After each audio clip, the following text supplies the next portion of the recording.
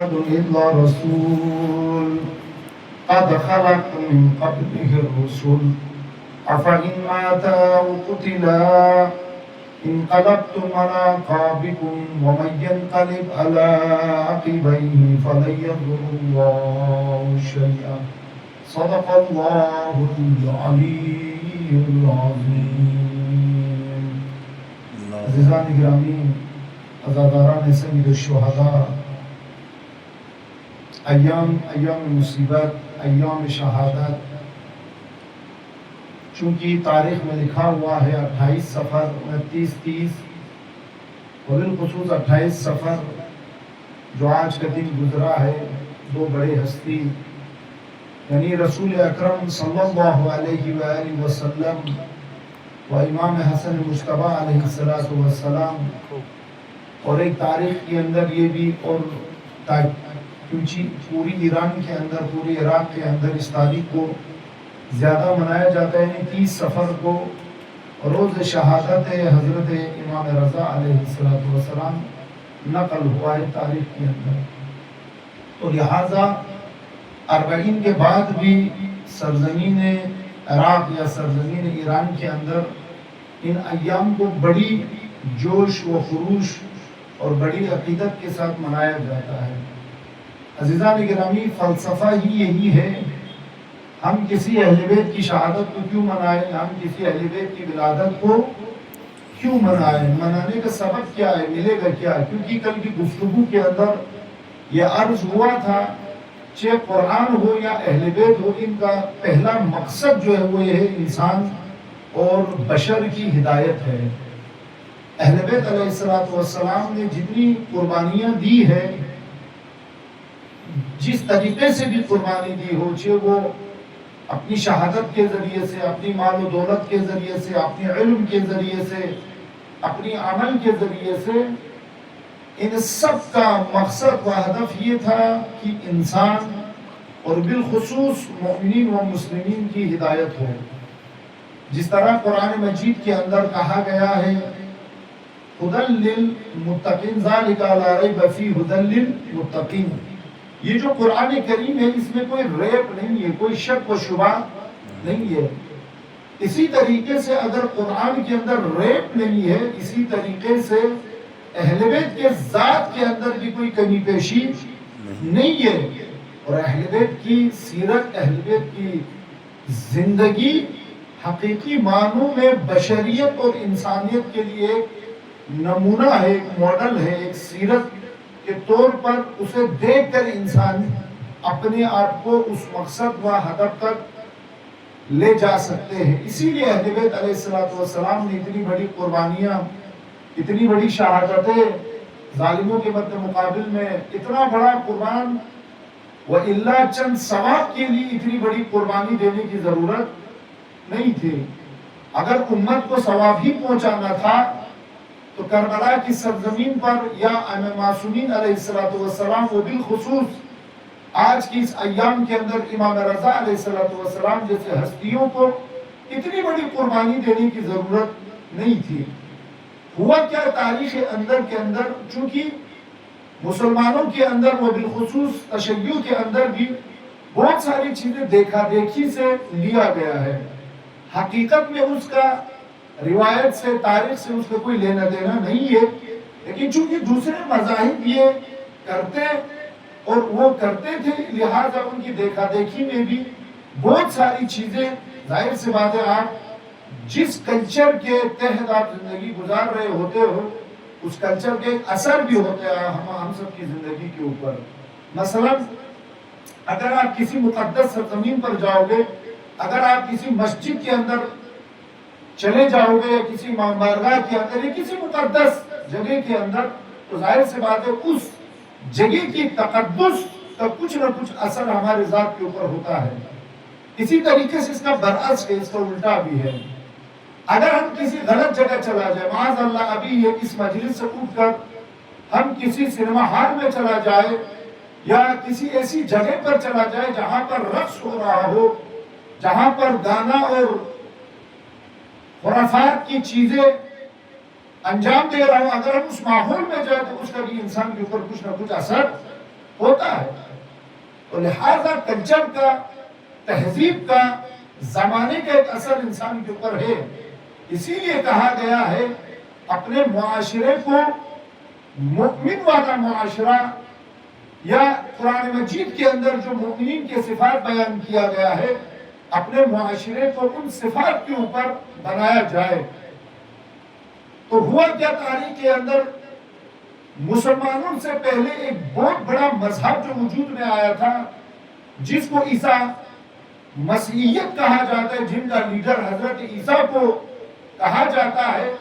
تو عیسائیوں کے اندر یہ ایک کلچر بنایا، علماء نے محنت کی کہ حضرت عیسیٰ سولی پر، ظاہر سے بات یہ واقعہ ہوا ہے، سولی پر ان کو چڑھایا گیا ہے. لیکن اب یہ جو عیسائیوں کے اندر یہ جو تاریخ لکھا گیا ہے حضرت عیسیٰ کے بارے میں، ایسا نہیں ہے. کیونکہ خداوند عالم نے اپنے اذن کے ذریعے سے حضرت عیسیٰ کو کہاں لے گئے؟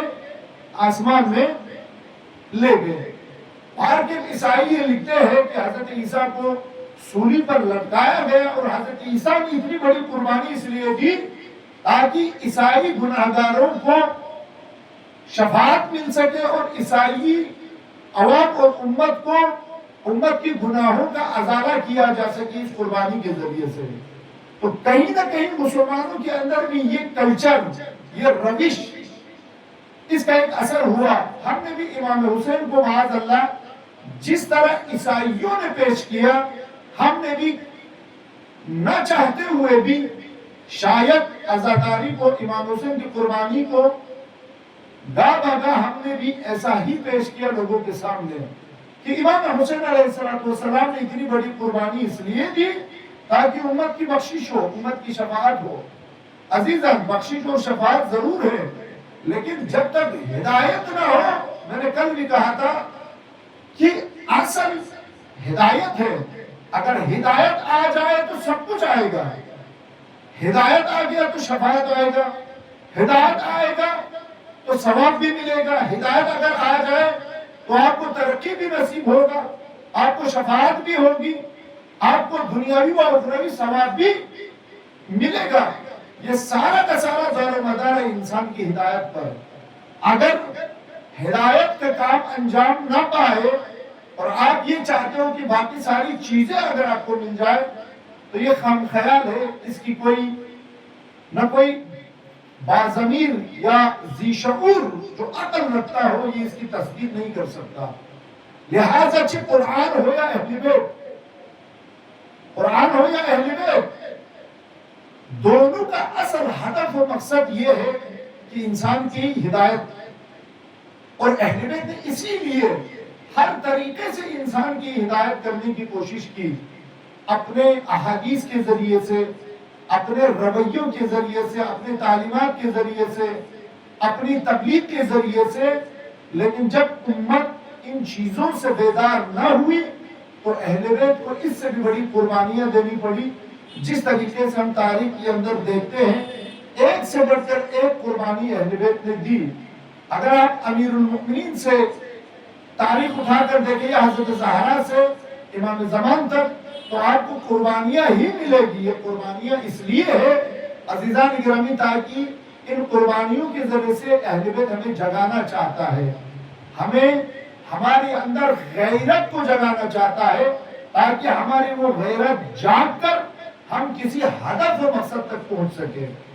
لہذا ان ایام کے اندر جو موضوع، چونکہ ایام رسول اللہ ہے، یہ چونکہ آخری سفر سے لے کر پھر ماہ ربیع الاول کے اندر ولادت بھی ہے، اور ماہ سفر کے آخری ایام کے اندر رسول اللہ کی شہادت بھی ہے، وفات کا بھی تذکرہ ہے. تو لہٰذا یہ سفر کے آخری ایام سے لے کر ماہ ربیع الاول کے آخری ایام تک اس مہینے کو ماہ رسول اللہ کہا جاتا ہے. اور امت کے لیے فرصت ہے، اصل میں امت رسول اللہ کے لیے فرصت ہے غور و فکر کے لیے. جس طرح قرآن کریم کے اندر، جس طرح ہم نے اس قرآن کی آیت کو سرنامہ سخن قرار دیا کہ وما محمد الا رسول، سورہ آل عمران کی آیت نمبر 144 کے اندر خداوند عالم ہم سے سوال کر رہا ہے وما محمد الا رسول، محمد اللہ کے فقط رسول ہے، اور ان سے پہلے بھی ہم نے بہت سارے رسولوں کو بھیجا ہے امت کے درمیان، اور وہ فقط رسول تھے، رسول کے سوا وہ کچھ بھی نہ تھے۔ چونکہ لوگوں نے رسول کے علاوہ بہت کچھ بنانا چاہا، لیکن اللہ نے آیتوں کے ذریعے سے اس کام کو روکا اور لوگوں کو منع کیا کہ اس ہستی کو فقط رسول کی نگاہ سے دیکھا جائے۔ اگر تم رسول کی نگاہ سے دیکھو گے تو تمہیں پیغام ملے گا، اگر تم رشتہ داری کی نگاہ سے دیکھو گے تو ہو سکتا ہے تمہیں اور بھی بہت ساری چیزیں ملے، لیکن تمہیں ہدایت نصیب نہیں ہوگا۔ آگے اس آیت کے اندر یہ کہا جاتا ہے افَإِن مَاتَ، اگر یہ رسول کو موت آ جائے، اور قتل، یا اگر یہ رسول کو قتل کیا جائے، انقلبتم علی اعقابکم، کیا تم رسول اللہ کی اس راستے کو چھوڑ کر اپنے پرانے آباء و اجداد کے راستے کو اپناؤ گے، یا اس رسول نے جس راستے کو اپنایا، جس رسول نے جس راستے کے بارے میں آپ سب کو ہدایت دی، ہم سب کو ہدایت دی، آیا اس راستے کو زندہ رکھو گے یا اس راستے سے پلٹو گے؟ یہ قرآن مجید کا سوال ہے، تا قیامت تک یہ سوال ہے۔ لیکن جس طریقے سے ہم نے کل بیان کیا، اس قرآن کی آیت شریفہ کا جو نزول ہوا اصل میں وہ جنگ احد کے بعد نازل ہوا۔ جنگ احد کے اندر ایک امت مسلمان نے ایک سستی کی، ایک سستی دکھایا، جہاں پر رسول اللہ نے ہدایت دیا تھا کہ جس ٹیلے پر بیٹھ کر تم نے اپنی فوج کی حفاظت کرنا ہے، اس فوج نے، اس ٹولے نے رسول کی ہدایت کا انکار کرتے ہوئے، اطاعت کو برطرف کرتے ہوئے، جہاں پر رکنا چاہیے تھا، جہاں پر پہرا لگانا چاہیے تھا، اس پہرے کو توڑ کر امت کے اندر ایک مال و دولت جمع کرنے کی جو حوث پیدا ہوئی، اس کے نتیجے میں جنگ احد کے اندر جیتی ہوئی جنگ امت مسلمان کو ہارنی پڑی۔ اور اس جنگ کے اندر ایک افواہ اڑا کہ معاذ اللہ کہ رسول شہید ہو چکا ہے، رسول قتل کر دیے گئے ہیں، لہذا فوج امت مسلمان کے مسلمانوں کے اندر ایک تذبذب پیدا ہوا، ایک شور پیدا ہوا، ایک فتنہ برپا ہوا، اور اس پروپیگنڈے کے نتیجے میں امت مسلمان کا جو لشکر تھا وہ بھاگ گیا رسول اللہ کو چھوڑ کر۔ تو اس موقع پر خداوند عالم نے قرآن کی آیت کے ذریعے سے امت مسلمان کو یہ بتایا افَإِن مَاتَ أَوْ قُتِلَ، اگر یہ رسول طبعی موت سے اگر اس دنیا کو چھوڑ کر چلا جائے، یا اگر یہ رسول شہید ہو جائے، یا یہ رسول اگر قتل کر دیا جائے، مقصد شخصیت نہیں ہوتے۔ عزیزان گرامی، کل بھی کہا تھا ہمیں شخصیتوں سے زیادہ محبت ہے، شخصیتوں سے محبت ہونی چاہیے، لازمہ ہے، ضروری ہے، واجب ہے، کیونکہ خود قرآن نے کہا قُلْ لَا أَسْأَلُكُمْ عَلَيْهِ أَجْرًا إِلَّا الْمَوَدَّةَ فِي الْقُرْبَى، قرابت داروں سے مودت کرو، محبت کرو۔ یہ محبت بھی ضروری کیوں ہے؟ کیونکہ محبت نہیں کرو گے تو ہدایت نہیں ملے گی۔ محبت کا نتیجہ یہ ہوگا کہ تم ان شخصیتوں سے جڑے رہو گے، جب تم کسی چیز سے جڑے رہو گے تو تمہیں ہدایت نصیب ہوگی۔ اصل ہدایت ہے، اس ہدایت کو لینے کے لیے شرط یہ رکھا گیا کہ ان ہستیوں سے محبت کی جائے، چونکہ محبت اصل نہیں ہے، اصل وہ ہدایت ہے جو ہمیں محبت کے ذریعے سے ان شخصیتوں سے حاصل کرنی ہے۔ لہذا عزیزان گرامی، اصل شخصیت نہیں ہے، اصل ہے وہ دین، اصل وہ ہے ہدف۔ اللہ تبارک و تعالیٰ نے انسان کو پیدا کرنے کے بعد ایک ہدف قرار دیا کہ انسان کو کہا اس نقطے سے تمہیں سفر کرنی ہے اور اس نقطے تک تمہیں پہنچنا ہے، اور اس نقطے سے لے کر اس نقطے تک پہنچنے کے لیے تمہیں ہدایت کی ضرورت ہے، تمہیں تبلیغ کی ضرورت ہے، تمہیں نصیحتوں کی ضرورت ہے، تمہیں سیرت کی ضرورت ہے۔ اور اس چیز کی اہتمام کے لیے خداوند عالم نے 14 معصومین، 1,24,000 انبیاء، علماء کو تربیت کیا تاکہ ان علماء کے ذریعے سے، ان اولیاء اللہ کے ذریعے سے، ان ائمہ معصومین کے ذریعے سے، تاکہ بشر کی ہدایت ہو سکے۔ بشر کو کسی نقطے تک پہنچانا چاہتا ہے خداوند تبارک و تعالی۔ اصل میں فلسفہ ہی ہے یہ زندگی کا۔ ہمیں زندگی خدا نے اس لیے عطا کی ہے تاکہ ہمیں کسی نقطے سے کسی اور نقطے تک لے جانا چاہتا ہے۔ اس نقطے سے دوسرے نقطے تک سفر کرنے کے لیے انسان کو ہدایت کی ضرورت ہے۔ لہذا قرآن مجید اب اس آیت شریفہ کے اندر آپ خود سوچیں، ابھی ہم ہر فرد اپنے آپ سے سوال کریں، آج کی شب شہادت رسول اکرم، روز شہادت امام حسن مجتبی، و آنے والی شب شہادت امام رضا علیہ السلام، قرآن ان شہادتوں کے ذریعے سے ہم سے یہ سوال کر رہا ہے، اگر تمہارا لیڈر، اگر تمہارا رہبر، اگر تمہارا امام، اگر تمہارا قائد اس دنیا سے چلا جائے طبعی موت سے، یا اگر قتل ہو جائے یا شہید ہو جائے، تم یہ بتاؤ آیا تم اس راستے کو جاری رکھو گے یا اپنے پرانے باپ داداؤں نے جو راستے بنائے تھے اس راستوں کے اوپر پلٹو گے؟ تو تاریخ کے اندر ہمیں یہ ملتا ہے، مدینے کے اندر ادھر رسول اللہ کی آنکھیں بند ہوئی، ادھر رسول اللہ نے جو راستہ دکھایا تھا، جس صراط مستقیم کا نگہبان علی کو قرار دیا تھا، جس کو امت کے لیے امامت کا ایک نظام بنا کر پیش کیا گیا، امت نے پہلے ہی دن اس راستے کو ترک کیا۔ راستے کو ترک کرنے کا نتیجہ یہ نکلا، ادھر رسول کی وفات کے 3.5 مہینے کے بعد لخت جگر گوشے رسول کو اپنی شہادت پیش کرنی پڑی تاکہ یہ امت دوبارہ اس راہ پر آ جائے جس راہ پر رسول اللہ نے ان کی تربیت کیا تھا۔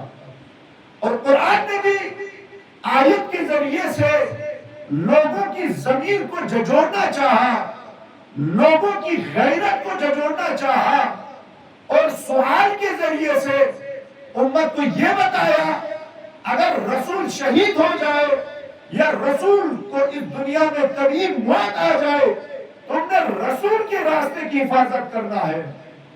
ہمیں یہ بتایا گیا ہے تم راستے کو چھوڑو، تم شخصیت کے پیچھے لگ جاؤ۔ اور کہیں نہ کہیں سے ابھی مثلا شیعہ سنی کی جو ایک جنگ چھڑی ہوئی ہے، وہ کیا ہے؟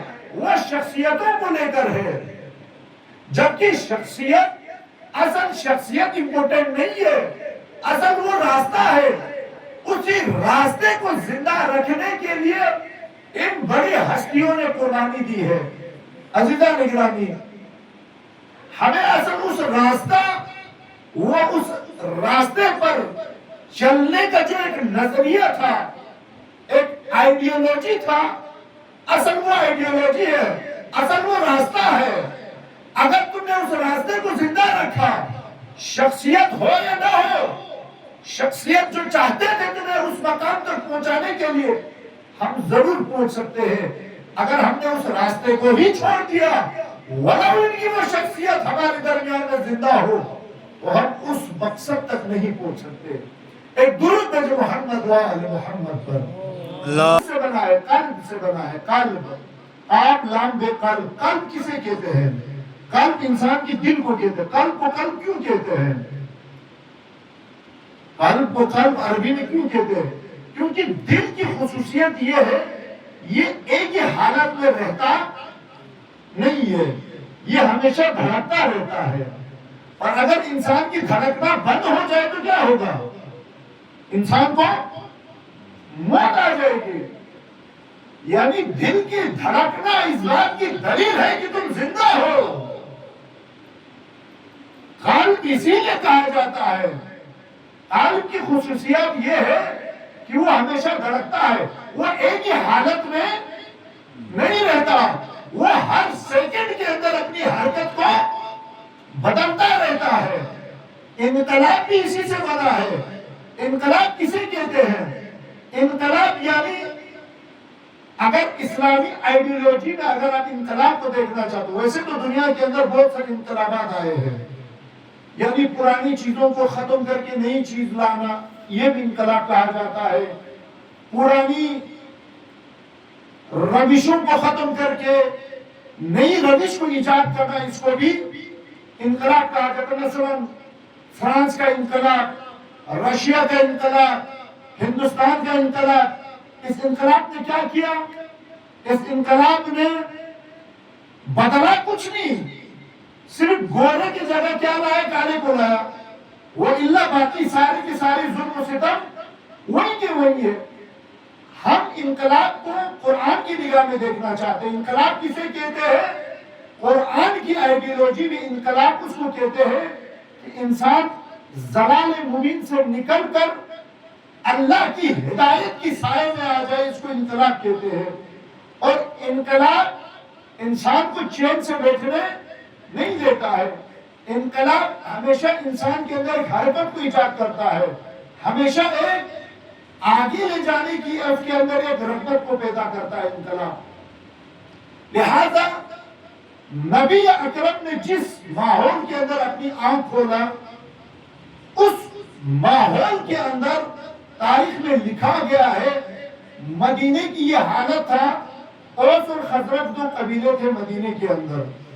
مکہ تو پورا کا پورا بت پرست تھے، مکہ کے اندر سب کچھ ہوتا تھا، حج کا بھی رسم و رواج تھا، عبادتوں کا بھی رسم و رواج ضرور تھا، اللہ کو بھی مانتے تھے، لیکن جس طریقے سے ماننا چاہیے تھا اس طریقے سے نہیں مانتے تھے۔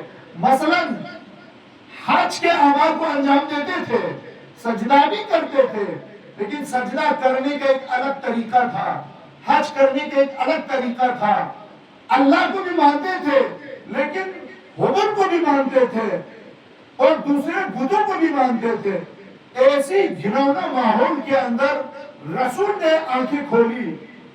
جب رسول نے اس ضلال مبین جو قرآن کہتا ہے سورہ جمعہ کے اندر، وَالَّذِي بَعَثَ فِي الْأُمِّيِّينَ رَسُولًا مِّنْهُمْ يَتْلُو عَلَيْهِمْ آيَاتِهِ وَيُزَكِّيهِمْ وَيُعَلِّمُهُمُ الْكِتَابَ وَالْحِكْمَةَ وَإِنْ كَانُوا مِنْ قَبْلُ لَفِي ضَلَالٍ مُبِينٍ۔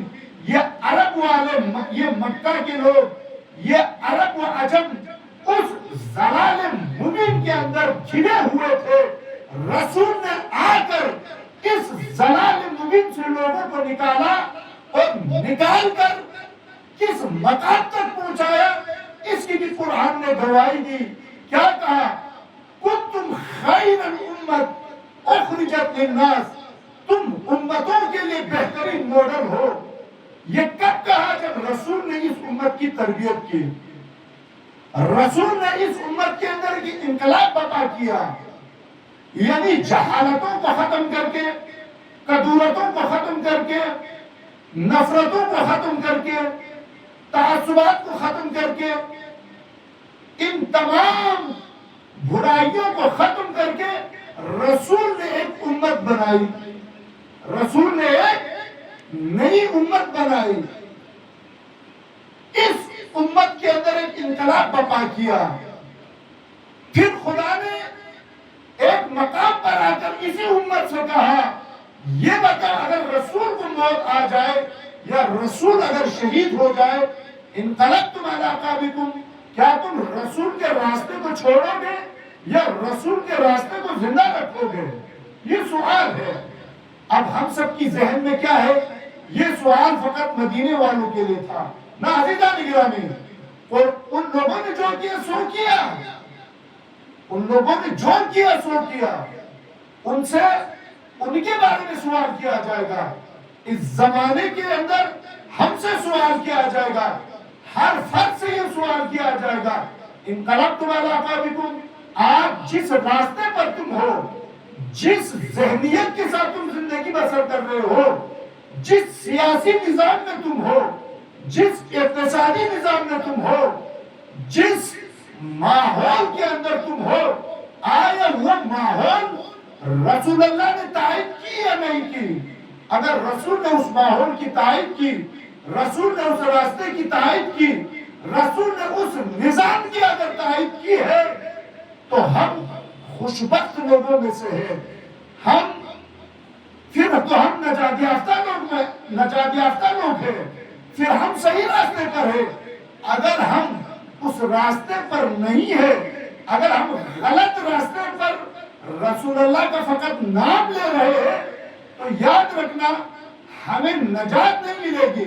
ہم نے کل بھی کہا تھا لوگوں کی اندر ایک سوچ ہے، ایک مینٹلٹی ہے، غلط راستوں پر صحیح کام کرنے کی عادت ہو گئی ہم سب کو، غلط راستوں پر صحیح کام کرنا۔ مثلا فرض کر لے، ابھی ہے نا، ظالم کے ساتھ بیٹھ کر ظالم سے عزاداری کی پرمیشن لینا، یعنی عزاداری کی فطرت میں ہے ظلم سے مقابلہ کرنا، لیکن آج ایک ایسی بھی عزاداری ہے جو خود ظالم کے سائے میں عزاداری برپا کرتے ہیں۔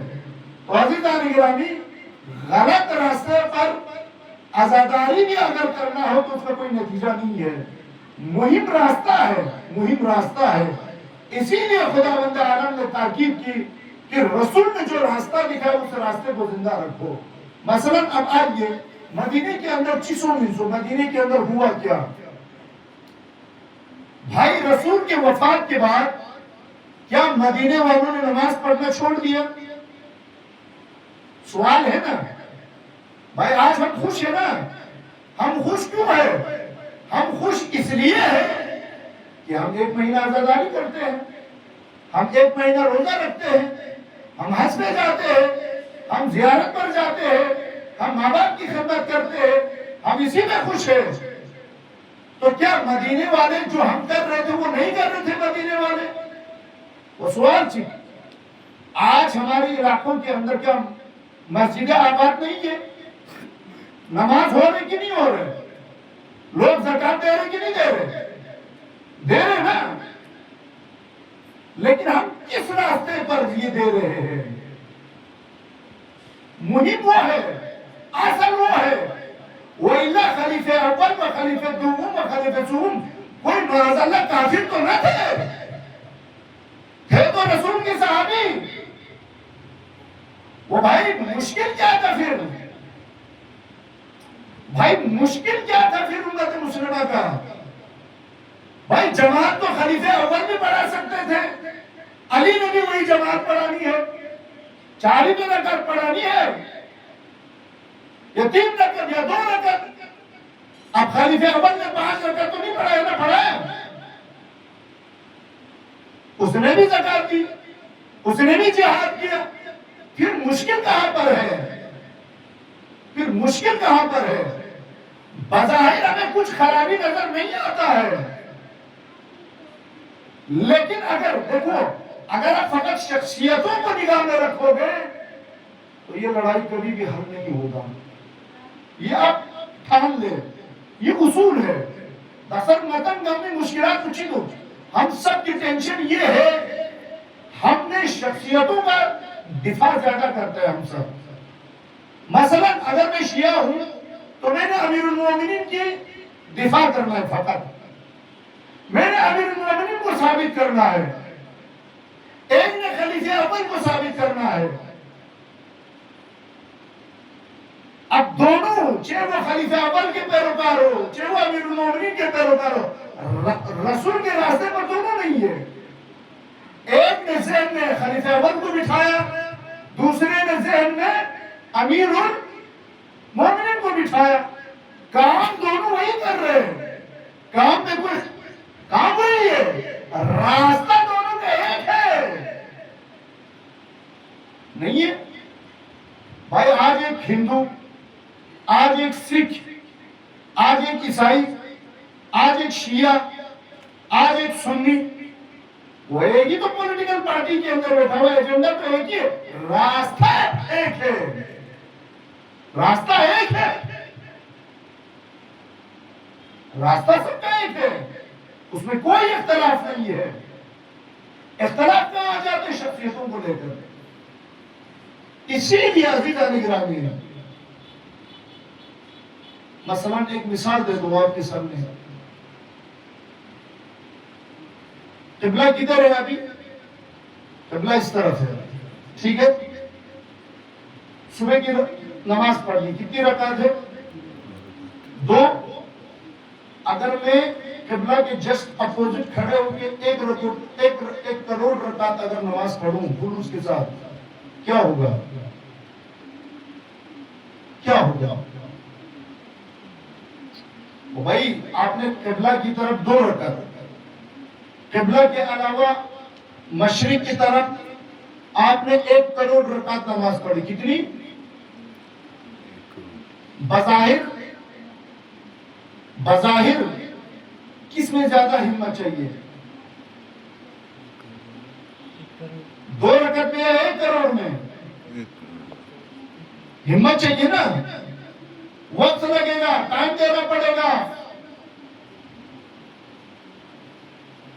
آپ کو، ٹائم دینا پڑے گا۔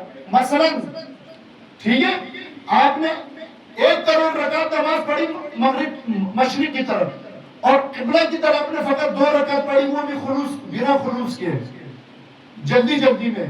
انصاف سے بتاؤ صحیح کون سا ہے؟ صحیح کا پڑھی وہ جس نے قبلہ کی طرف 2 رکعت نماز پڑھی ہے، ولن ان کی اس نے سستی سے مسئلہ چین، مسئلہ آپ کا ڈائریکشن ہے، ایسی جانے کی رہی وہ مطی ڈائریکشن ٹھیک نہیں دو، ہم غلط راستے پر گیلہ نزبہ سے نتن نہ دو، لیکن نتی سوسائٹی ہے نتیجہ مطلب پڑھو نہیں ملا ہے۔ اس لیے کہا ہے کہ رسول نے جس راستے کو تمہارے لیے دکھایا، آیا تم اس راستے پر ہو یا وہ بھائی 2 رکعت پھر پناہ حضرت ابوبکر نے بھی پڑھایا، تو مشکل کیا تھا مدینے کے اندر؟ مسئلہ چینچی اور پین عزیزان گرامی، بھائی رسول جب زندہ تھے، جب رسول تھے تو اسلامی حکومت کی سرزمین کا دائرہ کہاں سے کہاں تک تھا؟ 1 مدینہ، 1 مکہ، یہ پھر اتنا ہی تو تھا نا۔ خلیفہ اول و خلیفہ دوم و خلیفہ سوم کے زمانے میں امت مسلمہ کی سرحدوں کا دائرہ کہاں تک پہنچا؟ کہاں تک پہنچا؟ آج جس کو ہم 7 کانٹیننٹ بولنا جاتا ہے، کئی کانٹیننٹ تک اسلامی سرحد کا حدود پہنچا ہوا تھا۔ اتنا امت مسلمان نے جہاد کیا، محنت کیا، ایران کو فتح کیا، روم کو فتح کیا، یمن کو فتح کیا، مصر کو فتح کیا، فلسطین کو فتح کیا، شام کو فتح کیا۔ کامیابی ملی کہ نہیں ملی؟ لیکن مشکل تو پھر کہا ہے کوئی اختلاف ہے؟ مشکل بجا سنو سو عزیزان گرامی، اسی نقطے کو حضرت زہرا نے بتانا چاہا۔ معاذ اللہ کسی خلیفہ نے آ کر مدینے کے اندر شراب کے ماحول نہیں بنایا، معاذ اللہ کسی خلیفہ نے نہیں بنایا۔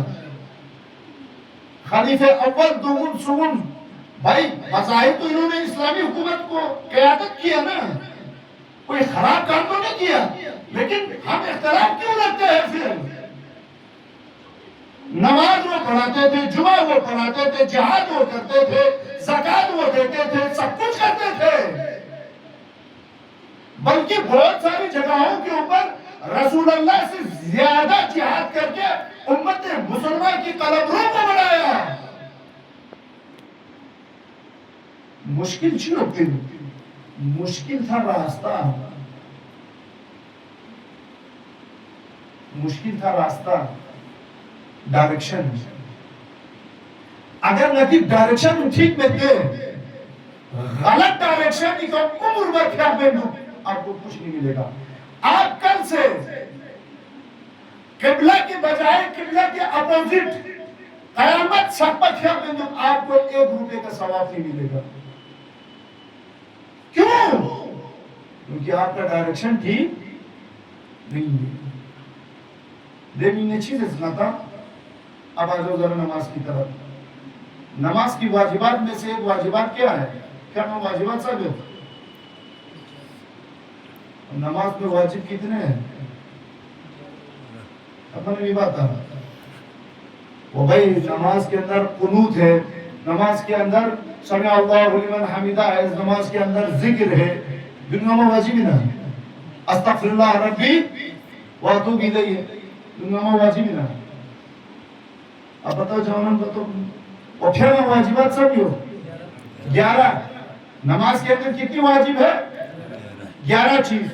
उस 11 में भी चलो ठीक है, उससे आगे नहीं बढ़ते हैं।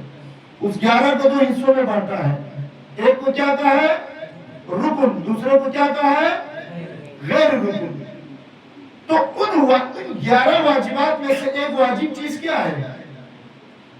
सूरह हम्द, सूरह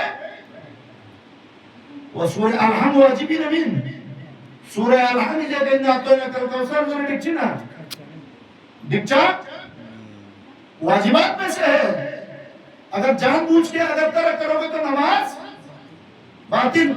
चीजें सूरह हम्द छीन लो, वाजिब क्यों वाजिब है? किसी और सूरह को नहीं कहा कि वाजिब है। मैं इसी नुक्ते तक लाना चाहता हूं अजीज भाई, एक दिन के अंदर कितनी रकात पढ़ते हैं हम नमाज? 17 रकात पढ़ते कि नहीं पढ़ते? उस 17 रकात में कितनी मर्तबा हम सूरह हम्द पढ़ते हैं?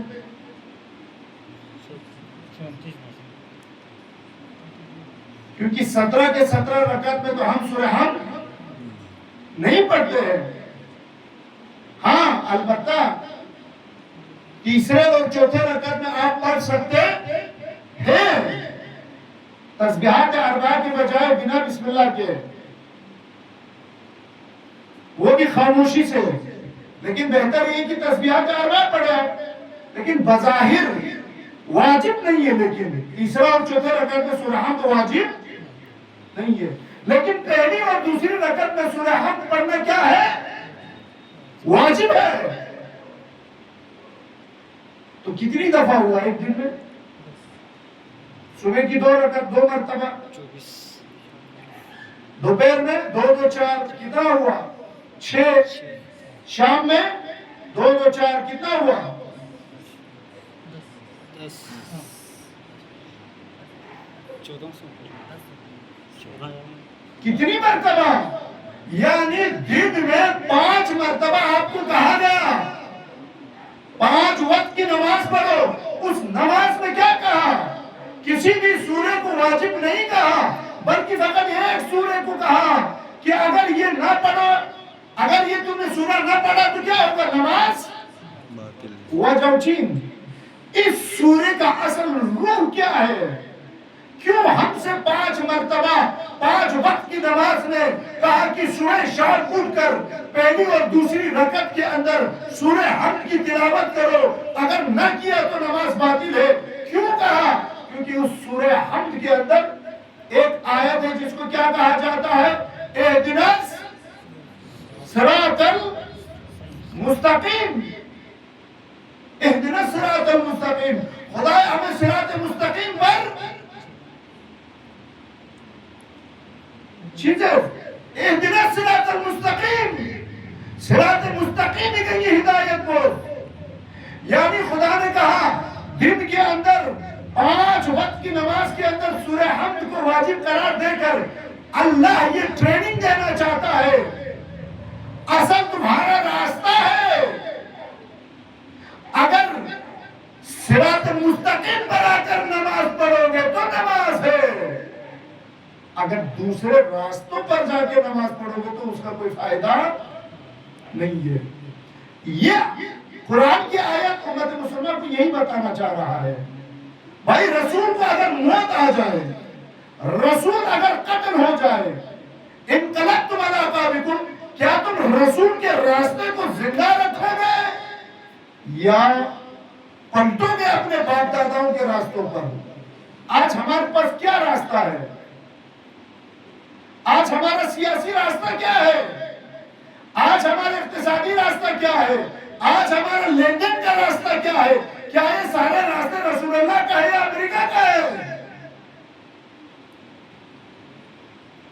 سوال تو ہے نا؟ نہیں ہے. فقط ایک دو تین فقط چند صحابہ کو لے کر ٹارگٹ کرنا آسان ہے. ان کو چھوڑ دو، ہم اپنے زمانے کی بات کرو. اس زمانے کے اندر ہمارا راستہ کون سا ہے؟ آیا ہم رسول اللہ کے راستے پر ہے یا نہیں ہے؟ اب یہ مت کہنا کہ میں عزاداری کرتا ہوں، اب یہ مت کرنا میں صدقہ دیتا ہوں، اب یہ مت کہنا کہ میں زکات دیتا ہوں. اگر حسین نے قیام کیا تو مدینے والے کوئی ناچ گانا نہیں کر رہے تھے، مدینے والے نماز پڑھ رہے تھے، مدینے والے بھی صدقہ دے رہے تھے، رسول اللہ کے مزار کے چکر کاٹ رہے تھے، رسول اللہ کے مزار پر جا کر فاتحہ خوانی کر رہے تھے. لوگ کوئی برا کام نہیں کر رہا تھا، لیکن پھر بھی وقت کے حسین نے یہ کیوں کہا؟ اے مدینہ والوں، اے بنو ہاشم، اگر میرے ساتھ چلو گے تو شہادت پاؤ گے، اگر میرے راستے کو اختیار نہیں کیا تو تا روز قیامت تک تمہیں چین کی سکون، چین کی سانس تمہیں نصیب نہیں ہوگا. کیوں کہا؟ مکے والوں کی کیا غلطی تھی؟ کوفے والے اچھے کام کر رہے تھے، لیکن کس راستے پر؟ کوفے والے نماز پڑھ رہے تھے، مکے والے نماز پڑھ رہے تھے، لیکن ان کا راستہ یزیدیت کا راستہ تھا، منافق کا راستہ تھا. غلط راستوں پر اچھے کام کرنے سے وہ نتیجہ نہیں ملتا. عزیزان گرامی، آپ نے دیکھ لیا. اگر یقین نہیں آتے تو ایک دفعہ دنیا کی سیاسی حالت پر نگاہ ڈالو. مثلا آذربائیجان شیعہ کنٹری ہے کہ نہیں؟ وہ آذربائیجان کی اکثریت کون ہے؟ شیعہ ہے. عراق کے اندر اکثریت کیا ہے؟ شیعہ ہے. اور ایران کے اندر اکثریت کیا ہے؟ انسان سے بتو، کیا آذربائیجانی شیعہ یا عراقی شیعہ کیا آج امریکہ کے مقابل میں کھڑا ہونے کی صلاحیت رکھتا ہے؟ سوال تو بنتا ہے نا. مجتہد نجف میں بھی ہے، مجتہد قم میں بھی ہے، مجتہد مشہد میں بھی ہے، مجتہد سامرہ میں بھی ہے، مجتہد کربلا میں بھی ہے، مجتہد نجف میں بھی ہے. مسئلہ کیا ہے عزیزان؟ وہ راستہ ہے. وہ راستہ اگر راستہ مت پا، پوری کی پوری قوم کو تم آیت اللہ بھی بنا دو، نجات نہیں ملے گی. صراط مستقیم شرط ہے. صراط مستقیم پر فقط ایک مجتہد بھی آ جائے تو ہزاروں نہیں کروڑوں امت مسلمہ کو نجات مل سکتی ہے. اگر صراط مستقیم پر نہ ہو، پوری امت کی امت بھی مر جائے، تقلید یا مجتہد بن جائے، تو امریکہ کا بھاگ بھی بیکا نہیں کر سکتا ہے. اصل راستہ ہے. اسی لیے مدینے کے اندر حضرت زہرا شریف، بھائی اتنا تو حضرت زہرا کو بھی معلوم تھا. بھائی خلیفہ اول کوئی ناچ گانے کا پروگرام نہیں کرتا تھا جمعے کے دن، وہ جمعہ ہی پڑھاتا تھا، وہ جمعہ ہی پڑھاتا تھا. لیکن کیا حضرت زہرا سے اختلاف بس؟ کیوں حضرت زہرا نے نہضت چلائی؟ کیوں حضرت زہرا کو در و دیوار کے درمیان میں شہید ہونا پڑا؟ وہ حضرت زہرا کو کہتے ہیں بھائی تم اچھے لوگ ضرور ہو، لیکن رسول نے تمہیں ایک روڈ میپ دیا تھا، اس روڈ میپ کا نام تھا امامت. تم نے اس راستے کو تبدیل کر دیا خلافت میں. حضرت زہرا چند دنوں کے اندر، چند سالوں کے اندر یہ خلافت کا راستہ بھی ملوکیت میں بدل جائے گا، یہ ملوکیت کا راستہ بادشاہیت میں بدل جائے گا، یہ بادشاہیت کا راستہ یہ الیکشن کے راستے میں بدل جائے گا. اور امت کو جو روڈ میپ دیا تھا رسول اللہ نے امامت کا، وہ امت مسلمہ کے اندر گم ہو جائے گا. اور آج کی صدی کے اندر امت مسلمہ کے پاس یہ راستہ موجود نہیں ہے. موجود نہیں ہے. نمازیں پڑھتے ہیں، سجدہ بھی کرتے ہیں. کیا آپ نے نہیں دیکھا حج کے اندر کیا کم سے کم 25 سے 30 لاکھ لوگوں نے طواف نہیں کیا؟ نہیں کیا طواف.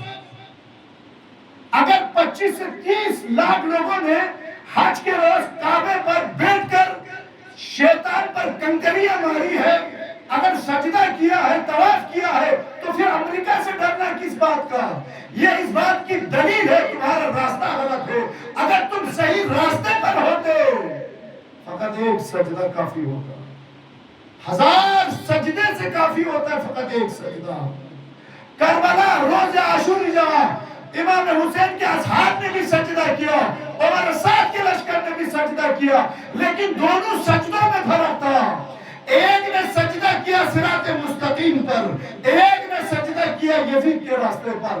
دونوں سجدہ قبول نہیں ہوگا, وہی سجدہ قبول ہوگا جو صراط مستقیم پر کیا گیا ہو. اسی لیے یہ ضروری ہے, اصل مہم راستہ ہے, وہ راستہ. آج ہمارے جوان خوش ہے, آج ہم لوگ رنجر چپ پھوٹے, گنجا پھوٹے, تھتا تبران جدو سے اپنا آپ کو بڑا علی ولی اللہ سمجھتے. اس کو لگتا ہی نہیں کہ روئے زمین کے اوپر اس سے بڑا علی ولی اللہ, علی کے چاہنے والا کوئی ہو ہی. تو لوگوں نے کہا تھا مقام معظم رہبری کے اوپر, اس شہید بزرگوار جب 1994 کے اندر کئی مرتبہ فتویٰ دیا اہل سنت کی مقدسات کی توہین مت کرو, کہا یہ آزاداری کے خلاف ہے, یہ شیعہ کو ختم کرے گا. اور تم نے دیکھ لیا شیعہ کو ختم کیا یا شیعہ کو مضبوط کیا. اور ہمیں یہ لگتا ہے کہ ہم سب کی ذہنیت میں یہی ہے کہ نہیں, رنگی لم لطوس, رنگی ذہنیت لطوس. میں ایک مثال دینا چاہتا ہوں راستے کا, ٹھیک ہے نا. روتے ہم کس پر ہیں؟ حضرت زہرا پر, وہ بالخصوص نتیہ مسلموں.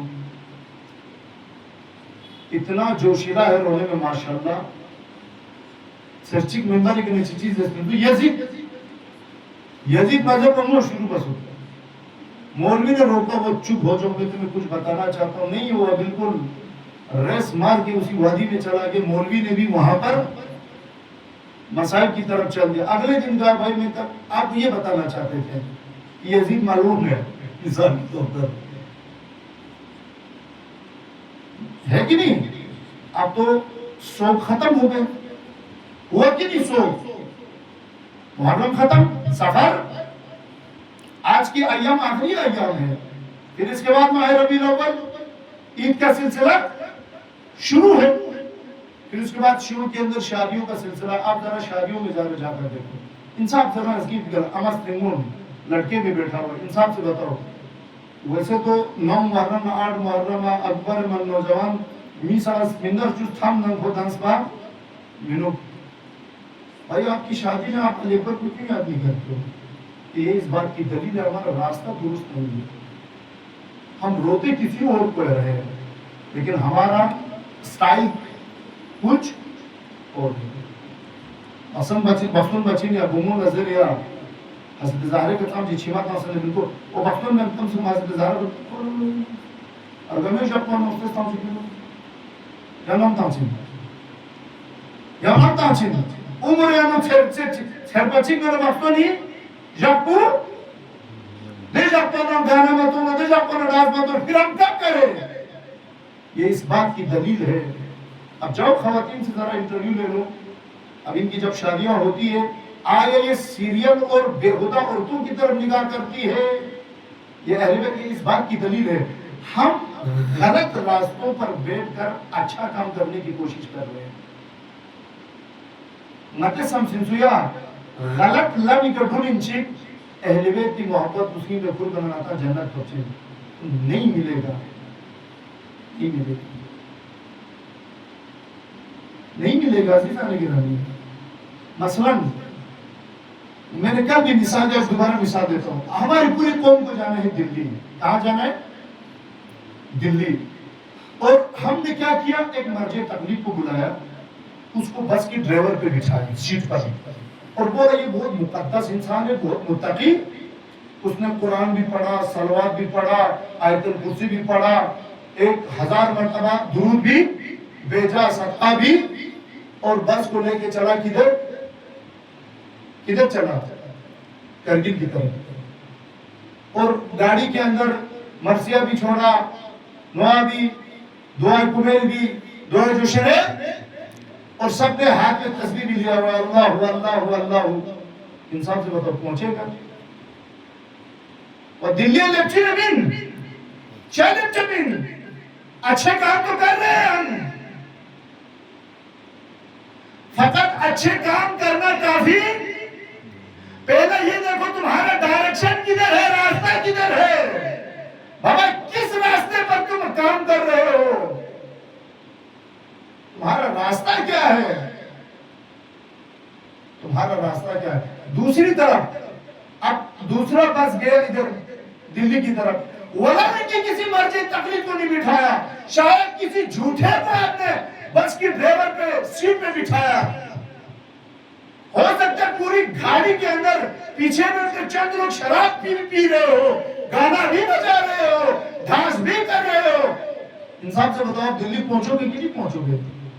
آپ پہنچو گے، ولیکن کہ آپ بہت سارے کام غلط کر رہے ہو۔ چانسز کیوں ہے؟ یہ آپ کا راستہ آپ کا راستہ ٹھیک ہے۔ اسی لیے اس قرآن کی آیت کے اندر اتنی تاکید کیا گیا ہے۔ دریش اپنے چیزوں میں جو چھا گھرم بھائی پیغمبر نے جو راستہ دکھایا لوگوں نے اس کو جاری نہیں رکھا، امام حسن نے جو راستہ دکھایا لوگوں نے اس کو جاری نہیں رکھا۔ آج کی شب کے اندر امام رضا آج مشہد کے اندر زہر کا پیالہ پی رہا ہے، لیکن آیا امت نے اس راستے کو جاری رکھا؟ نہیں رکھا۔ امت کیا کر رہے تھے؟ مدینے کے اندر بیٹھ کر تسبیح کے دانے کو ادھر سے ادھر کر رہے تھے۔ فقط مدینے کے اندر ایک ہی ہستی کو سمجھ میں آیا، اس ہستی کا نام کیا ہے؟ حضرت معصومہ ام۔ پورا مدینے کے اندر دنی ایام کنینو، جب امام رضا علیہ السلام کو مدینے سے زبردستی جلاوطن کیا گیا، امام رضا مدینے نفاریات بسونے مدینہ پہنچ، چھتی غیرت اندر سن سے تمہاری غیرت کہاں چلی گئی؟ تمہارے وقت کے امام کو زبردستی اپنے وطن سے جلاوطن کر رہے ہیں اور تم خاموش بیٹھے ہو؟ تم عزاداری کیوں نہیں کرتے ہو؟ تم پروٹیسٹ کیوں نہیں کرتے ہو؟ تم تظاہرات کیوں نہیں کرتے ہو؟ تم قیام کیوں نہیں کرتے ہو؟ چند لوگوں نے مدینے کے اندر اٹھ کر سینہ زنی کی، یا حسین یا حسین یا امام رضا، پھر اس کے بعد اپنے اپنے گھروں کے اندر جا کر بیٹھ گئے۔ مدینے کے اندر اگر امام رضا کی حقیقت میں اگر کسی کو معرفت تھا تو وہ حضرت معصومہ ام تھا۔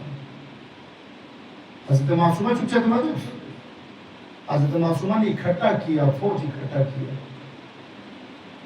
انشاءاللہ جب زیارت کو جاؤ قم کے اندر حضرت معصومہ سیدھے نہیں ہوتے، حضرت معصومہ تو مدینے کے رہنے والے تھے، تو آج اس کا مزار قم میں کیوں ہے؟ مدینے میں ہونا چاہیے تھا۔ یہ اس بات کی دلیل ہے حضرت معصومہ قم مدینہ انہوں قیام بکھن اپنے وقت کے امام کی حمایت کے لیے۔ پورے مدینے کے اندر ایک تنہا خاتون کی سمجھ میں آیا کہ اصل راستہ کیا ہے۔ مدینہ پانچ شب بینچنگ نماز شب بینچنگ اپنے دل کو تسلی دے رہا تھا، ہم تو اچھے کام کر رہے ہیں، ہم تو اچھے کام کر رہے ہیں، لیکن نہیں، حضرت معصومہ نے کہا نہیں، ہم اچھے کام نہیں کر رہے ہیں، اچھے کام یہ ہے کہ وقت کے امام کے حمایت میں ہمیں کھڑے ہونے کی ضرورت ہے۔ پورا مدینہ آرام سے، پورا مدینہ سکون کے ساتھ نمازیں پڑھ رہے تھے، نماز شب ادا کر رہے تھے، لیکن مدینے کے اندر فقط و فقط حضرت فاطمہ معصومہ کو ہی کیوں سمجھتا ہے؟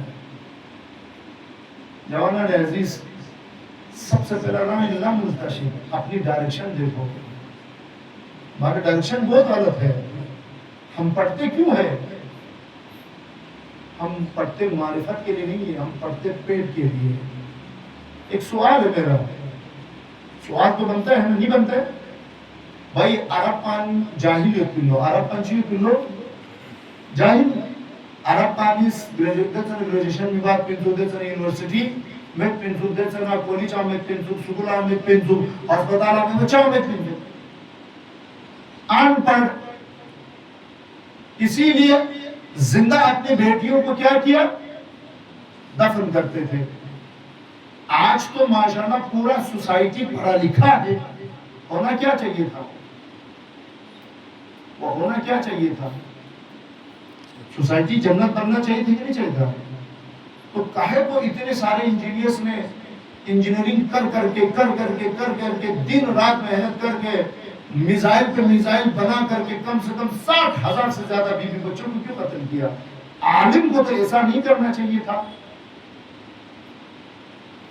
آج ایک نیٹ کوالیفائر بس میگن جرے گون گسپون کرپسوں سے ایک ایڈمیشن لے کے